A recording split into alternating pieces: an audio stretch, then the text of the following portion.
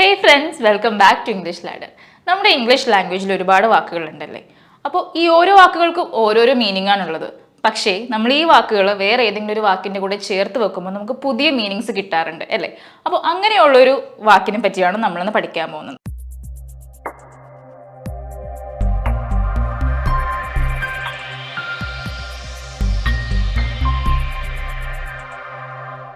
പേ എന്നാണ് ആ വാക്ക്, PAY.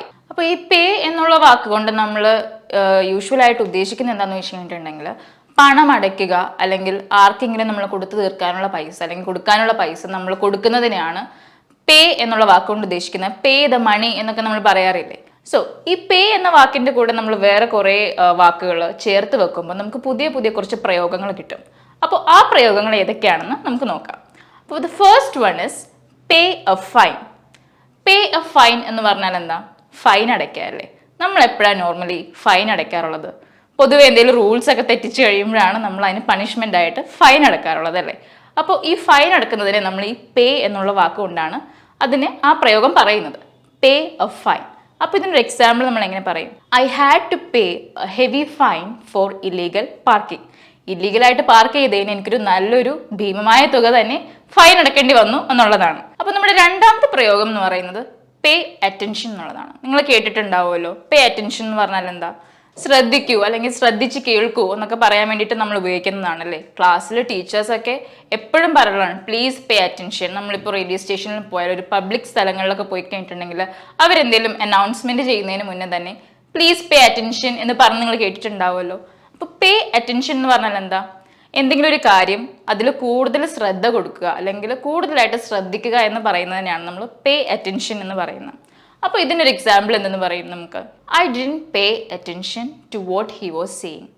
അവൻ എന്തൊക്കെയോ പറഞ്ഞുകൊണ്ടിരിക്കുന്നുണ്ടായിരുന്നു, പക്ഷെ അത് ഞാൻ ശ്രദ്ധിച്ച് അങ്ങോട്ട് കേട്ടില്ല. Okay, I didn't pay attention to what he was saying. ഇനി നമുക്ക് മൂന്നാമത്തെ പ്രയോഗം എന്താണെന്ന് നോക്കാം. തേർഡ് വൺ എന്ന് പറയുന്നത് to pay by cash or card. അതെന്താ അതിൻ്റെ അർത്ഥം? നമ്മളിപ്പോൾ ഷോപ്പിംഗ് ഒക്കെ ചെയ്യാറുണ്ട് അല്ലേ. ഓൺലൈൻ ആണെങ്കിലും ഓഫ്ലൈൻ ആണെങ്കിലും എന്തെങ്കിലുമൊക്കെ സാധനം മേടിച്ച് കഴിഞ്ഞാൽ നമ്മളിതിന് പൈസ കൊടുക്കണമല്ലോ. അപ്പോൾ നമുക്ക് ഓപ്ഷൻസ് ഉണ്ടാവും. ഒന്നെങ്കിൽ നിങ്ങൾക്ക് കാർഡ് വെച്ച് പേ ചെയ്യാം, അല്ലെങ്കിൽ ക്യാഷ് വെച്ച് പേ ചെയ്യാം.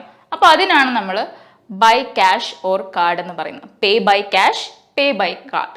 അപ്പോൾ ഇങ്ങനത്തെ രണ്ട് ഓപ്ഷൻ നമുക്കുണ്ട്. അപ്പോൾ ഇതിന് സെൻറ്റൻസ് എക്സാമ്പിൾ നമ്മൾ എങ്ങനെ പറയും? I usually pay by card but today I paid by cash. ഞാൻ സാധാരണ കാർഡ് വെച്ചാണ് പേ ചെയ്യാറുള്ളത്, പക്ഷേ ഇന്ന് ഞാൻ ക്യാഷാണ് പേ ചെയ്തത്. ഇനി നമ്മുടെ അടുത്ത പ്രയോഗം എന്താണെന്ന് നോക്കാം. ടു പേ ഇൻട്രസ്റ്റ് എന്നാണ്.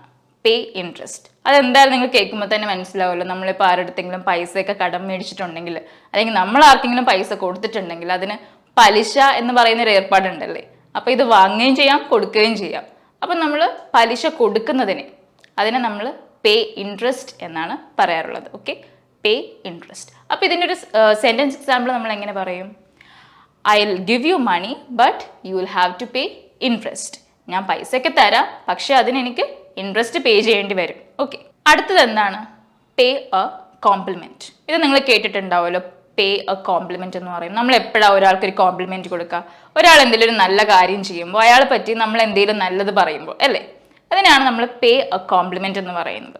ഇപ്പോൾ ഉദാഹരണത്തിന് നിങ്ങളുടെ ഓഫീസിൽ ആരെങ്കിലും നല്ല ഡ്രസ്സൊക്കെ ഇട്ട് വരുമ്പോൾ നിങ്ങൾ പറയും, ഓ നല്ല ഭംഗിയുണ്ടല്ലോ, ഇത് എവിടെന്നാ, നല്ല ഭംഗിയായിട്ടുണ്ടല്ലോ എന്നൊക്കെ പറയല്ലേ. അപ്പോൾ അതൊരു കോംപ്ലിമെൻ്റ് ആണ് അല്ലേ. അപ്പോൾ ഒരാൾക്ക് നമ്മൾ കോംപ്ലിമെൻറ്റ് കൊടുക്കുന്നതിന് ടു പേ എ കോംപ്ലിമെൻറ്റ് എന്നാണ് പറയുന്നത്. അപ്പോൾ ഇതിൻ്റെ എക്സാമ്പിൾ നമ്മൾ എന്താ പറയുക?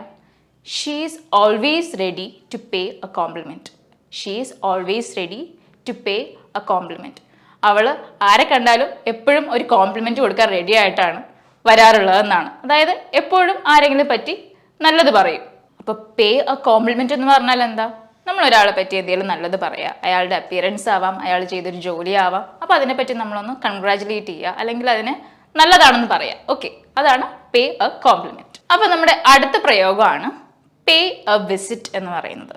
നിങ്ങൾ ഇതിന് മുന്നേ കേട്ടിട്ടുണ്ടോ? പേ എ വിസിറ്റ്. ഇതിൻ്റെ മീനിങ് വേറൊന്നുമല്ല, നമ്മൾ ആരെങ്കിലും പോയി സന്ദർശിക്കുക അല്ലെങ്കിൽ നമ്മൾ ആരെങ്കിലും പോയി കാണുന്നതിനെയാണ് പേ എ വിസിറ്റ് എന്ന് പറയുന്നത്.